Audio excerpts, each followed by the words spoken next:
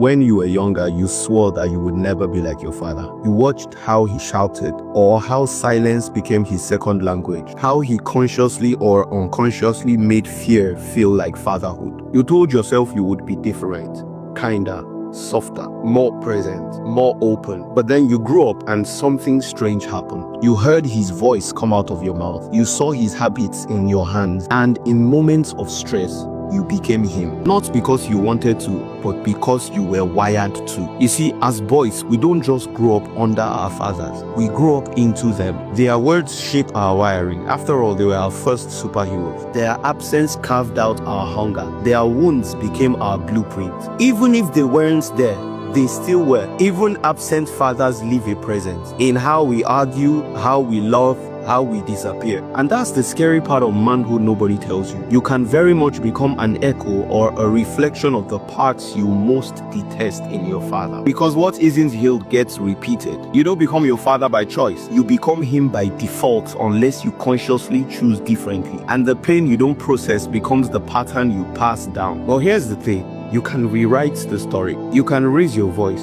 not in anger, but in awareness. You can become the father you needed, not just the one you had. You don't have to fight your father to become a better man. You just have to meet yourself with honesty, with grace, and with courage to choose differently every day. I recall a scene from the show Vikings where Bjorn Ironside and his brothers were discussing the flaws of their father, the legendary Ragnar Lothbrok. And Bjorn said, he was not a god.